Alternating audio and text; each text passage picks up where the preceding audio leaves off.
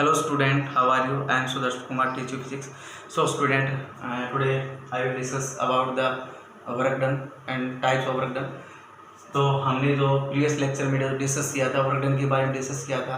Work done के बारे में हमने बताया था कि एक तो हॉरिजॉन्टल सरफेस के ऊपर वर्क डन लगाएंगे तो W=Fs होगा, W=Fs डायरेक्ट होगा आपके पास। और अगर किसी एंगल थीटा, अगर मेरे पास कोई बॉक्स है और मैं थीटा एंगल से अगर हॉरिजॉन्टल सरफेस की तरफ इसको मूव कर रहा हूँ, ठीक है, तो उस कंडीशन में जो हमारे पास वर्क डन आया था W आया था Fs cos of angle theta. तो ये हम प्रीवियस वीडियो में डिस्कस कर चुके हैं। तो आज जो हम डिस्कस करने जा रहे हैं वो इनके एग्जाम्पल डिस्कस करेंगे कि पॉजिटिव वर्क डन कब होगा, नेगेटिव कब होगा और जीरो वर्क डन कब होगा। तो आप देखिए ये टर्म्स बहुत इंपॉर्टेंट है यहाँ पे जो मैंने लिखे अभी, W=Fs cos थीटा, ठीक है, क्योंकि ये डिपेंड करेगा थीटा के ऊपर, पॉजिटिव नेगेटिव और जीरो के ऊपर थीटा डिपेंड करेगा, थीटा जीरो होगा कितना होगा, ठीक है। तो सबसे पहले हम एग्जाम्पल लेते हैं पॉजिटिव वर्क डन के examples of positive work done. तो पॉजिटिव वर्क डन के लिए एग्जाम्पल लेते हैं। तो हमारे पास जो फार्मूला था वर्क डन का वो था W=Fs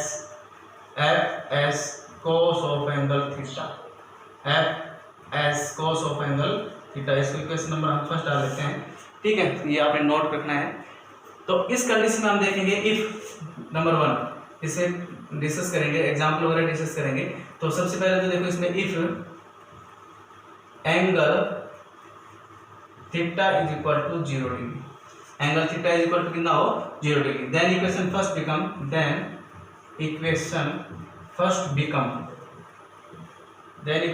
बिकम तो वर्क डन कितना होगा W=Fs cos of angle 0 degree. cos 0 होता है 1, क्योंकि यहाँ पे इसकी वैल्यू आप लिख लें, cos 0 डिग्री होता है 1, cos 90 डिग्री होता है 0, cos 180 डिग्री होता है -1। ये टर्म्स आपको याद रहनी चाहिए, ठीक है। तो ये कंडीशंस हैं। तो यहाँ पे आपके पास इसकी वैल्यू आ गई 1, तो वर्क डन कितना आया Fs ही आया, वर्क डन कितना आया Fs। और Fs किस कंडीशन में आ रहा था, जब आपके पास ऑब्जेक्ट है वो क्या कर रहा था, हॉरिजॉन्टली मूव कर रहा था, उस कंडीशन में। तो सिंपल सी बात है, इसके एग्जांपल देखिए, एग्जांपल नंबर फर्स्ट देखिए इसके अंदर पॉजिटिव वर्क डन का। तो इसमें सबसे पहले तो हम करेंगे when A pulley lift a box, when A pulley lift a box, when A pulley lift a box, when a pulley lift a box from the ground to put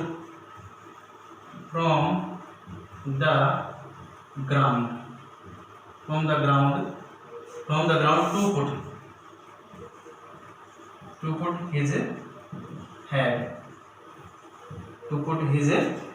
अपने sir के ऊपर वो सामान को रख रहा है, ठीक है, put his on his head, to put on his head। कोई पुली है, मान लो यहाँ पे किसी भी सामान उठा रहा है, मान लो पुली है, वो सामान को उठा के नीचे से सरफेस से लेके आएगा और वो अपने हेड, क्योंकि उसने जिस डायरेक्शन फोर्स लगाया ऊपर उठा रहा है, फोर्स लगा रहा है, उसी डायरेक्शन में क्या है वो ऑब्जेक्ट उठ के आ रहा है, ठीक है। तो ये आपका क्या रह जाएगा कि एग्जाम्पल हो जाएगा इसका पॉजिटिव वर्क डन का, जिस डायरेक्शन में आपने फोर्स लगाया उसी डायरेक्शन में ऑब्जेक्ट मूव कर रहा है। दूसरा हम इसमें कह सकते हैं in a tug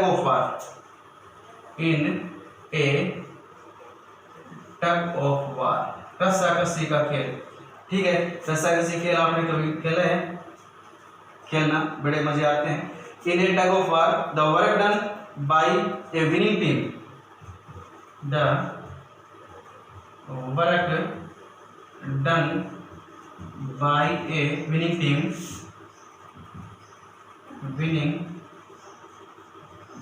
work done by a winning team. तो विनिंग टीम की जो वर्क डन है, winning team is positive, in a tug of war, रस्साकसी खेल के अंदर the work done by a winning team is positive, ठीक है। In a tug of war the work done by a winning team is positive. अब देखना रस्साकसी में क्या होगा कि कुछ पर्सन इधर होंगे, कुछ पर्सन इधर होंगे, जितने पर्सन इधर है उतने ही इधर होंगे, ठीक है, जो भी 7 पर्सन है, ठीक है। अब क्या होगा, वो तो इधर खींचेंगे इसको और दूसरे वाले उधर खींचे, अपनी अपनी साइड में खींच रहे हैं। इसका मतलब फोर्स जो दोनों टीम है वो अपनी तरफ लगा रही है। मान लो सपोज करो मैं इधर हूँ, ठीक है, तो जिस साइड में फोर्स लगाया हमने, और विनिंग टीम क्या होगा, जीतेंगे कब, जब उसी साइड में वो खींच के आ जाएगा, ठीक है। तो जिस डायरेक्शन में हम उसको खींच रहे हैं उसी डायरेक्शन में वर्क डन हो रहा है, मतलब कि जिस डायरेक्शन फोर्स लगाया उसी साइड में वो खींचे आ रहे हैं। तो उस कंडीशन में आपके पास वर्क डन रहेगा वो क्या होगा, पॉजिटिव वर्क डन रह जाएगा, ठीक है। इस प्रकार से हम इसके work done by force gravity in the falling of the positive direction. अब देखो भाई, ऊपर से मान लो पक्का हुआ फल नीचे गिर रहा है, अपने आप क्या करते हैं, एक्सेलरेशन ड्यू टू ग्रेविटी उसको खींच रही है, अर्थ उसको अपनी तरफ खींच रही है फल को, तो उसी डायरेक्शन में वो खींचा आ रहा है, तो उस कंडीशन में भी हम क्या कहेंगे, पॉजिटिव वर्क डन। तो वो भी आपका क्या रहेगा, example of positive work done. अब मैं बात करूंगा नेगेटिव वर्क डन के बारे में, ठीक है। तो आप देखेंगे सॉरी जीरो वर्क डन के बारे में डिस्कस करेंगे। सो स्टूडेंट, हम डिस्कस करेंगे जीरो वर्क डन के बारे में। इसे हम नो वर्क डन कहेंगे, कोई वर्क डन हुआ है, जीरो वर्क डन की बात कर लेंगे, ठीक है। तो इस कंडीशन में हम देखेंगे if angle from equation first, क्योंकि इक्वेशन आप लोगों को पता है इक्वेशन कौन सी थी, W is equal to F S cos of angle theta. If angle theta, if theta is equal to 90 degree, अगर एंगल थीटा है वो क्या है, 90 डिग्री है, फोर्स जो आप लगा रहे हो, ठीक है, वो आपका 90 डिग्री लग रहा है, डिस्प्लेसमेंट की साइड में वो देखेंगे। सो तो आपके पास वर्क डन कितना हो जाएगा, F S cos of angle 90 degree, और कोस 90 वैल्यू मैंने आप लोगों को बताया था क्या होती है, जीरो। तो वर्क डन क्या होगा आप लोगों का, जीरो, जीरो टर्म्स इनको सभी को जीरो कर देगा।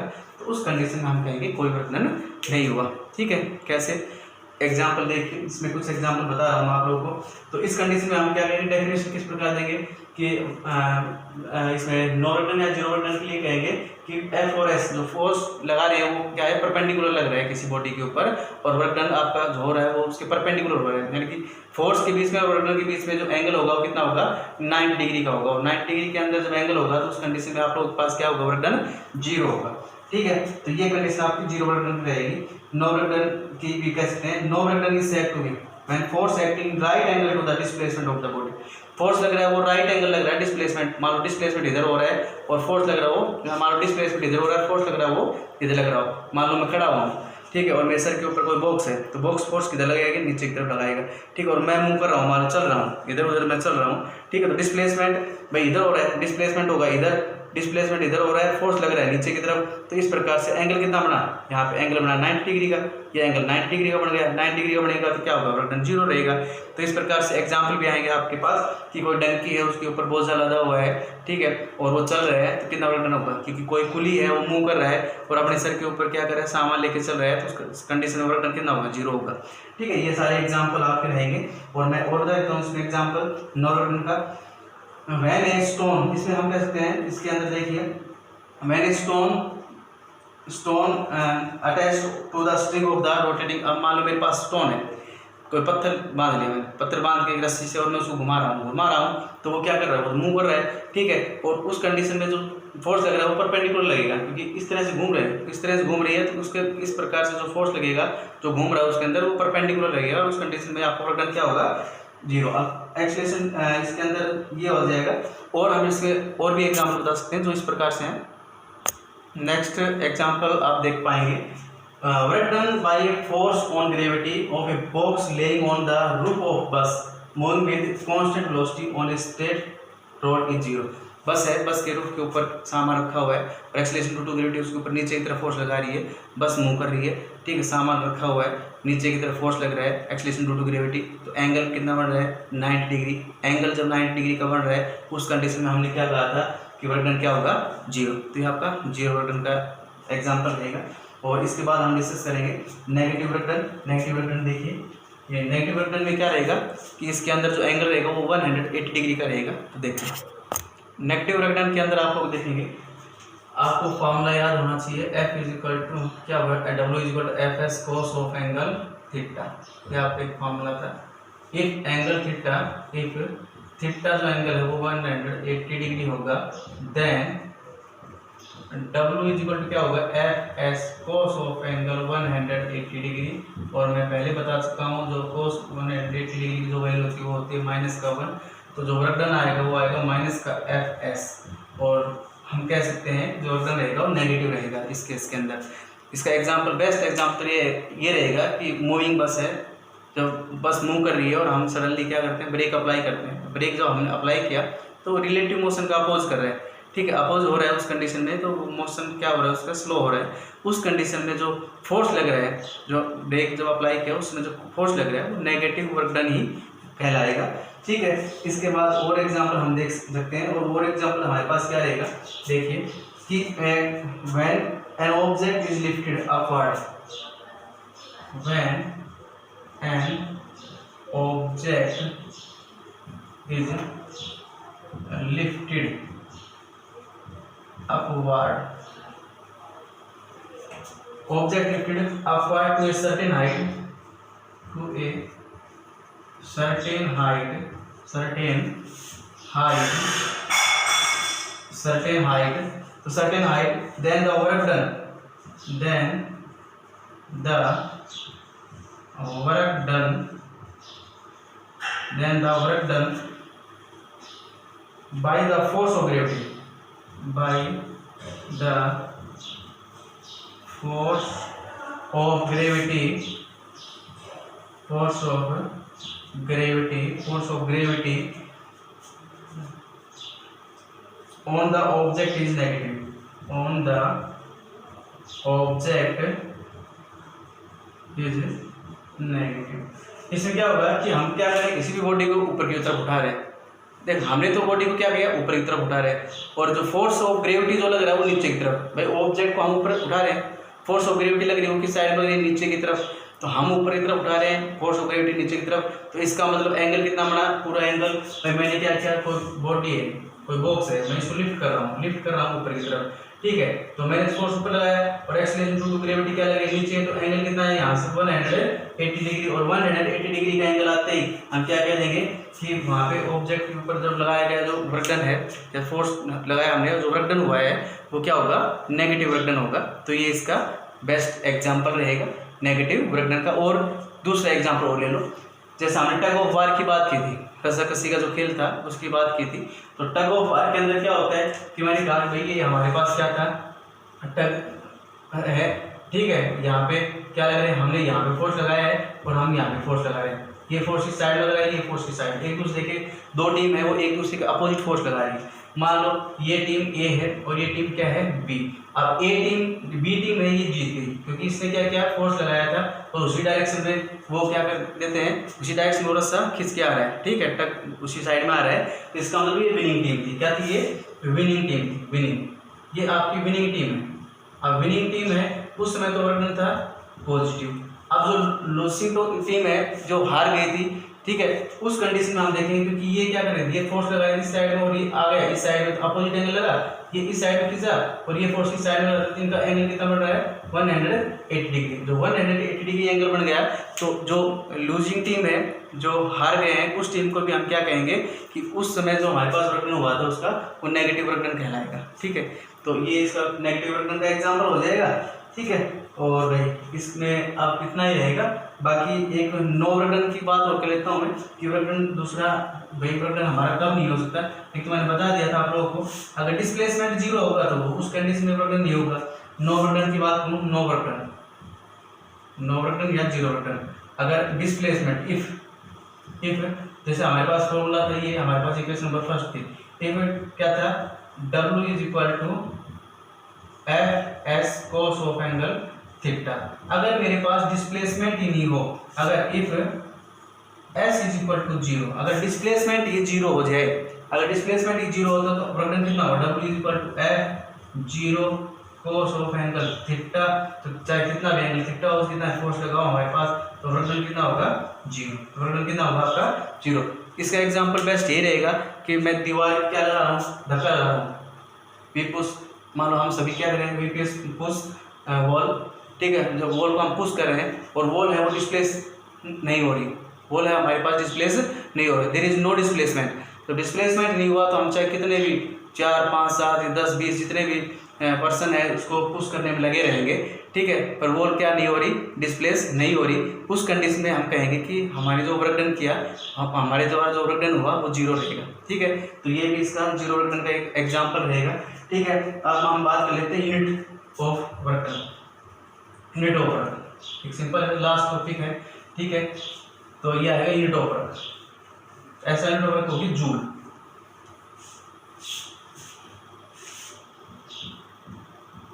यूनिट ऑफ वर्क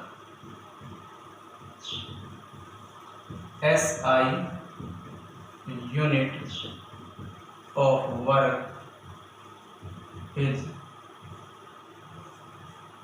जूल, और इसको हम जे से रिप्रेजेंट करेंगे। ऐसा unit of work is joule, इसको हम क्या करते हैं, जे से रिप्रेजेंट करते हैं। और वर्क को अगर हम डिस्कस करें तो 1 जूल किसके बराबर होगा, तो हमने फॉर्मूला लिखा था W इज क्या होता है FS, W इज क्या होता है FS।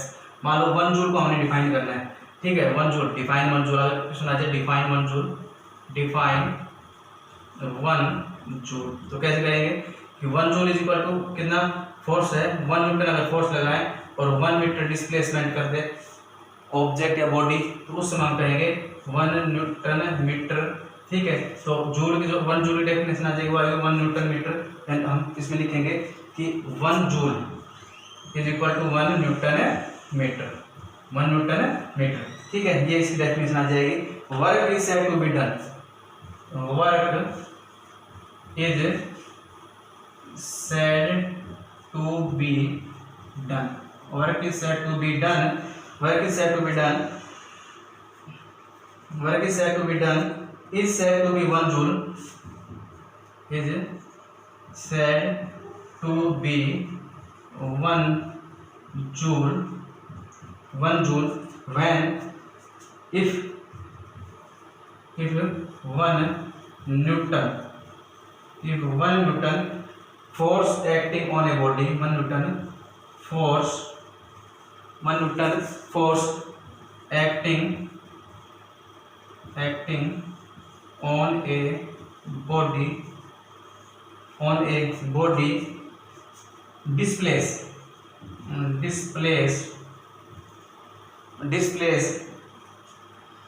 the body through, displace the body through, displace the body through 1 meter in the 1 meter in the direction of force, 1 meter in the on direction, in the on direction, in the direction of force, on direction। तो 1 joule कब कहेंगे, अगर 1 Newton force लगाया, body 1 metre displacement कर जाए, 1 Newton force लगाया, 1 metre तक body क्या हो जाए, डिस्प्लेस हो जाए, डिस्प्लेसमेंट कर जाए, उस कंडीशन में हम क्या कहेंगे, तो 1 joule. So I hope you are all understand, बेटा आप लोगों को समझ में आया होगा, ठीक है। तो आज के लिए हमारे पास जो लेक्चर हमारा जो रहेगा वो इतना ही रहेगा, ठीक है। आगे इसके जो एनर्जी से रिलेटेड जो हम करेंगे वो देख लेंगे, और जो भी इसके अंदर वीडियो में जो आप लोगों को बताएंगे उसमें अच्छे से अपने फेयर नोट्स जरूर बना लें। Thank you.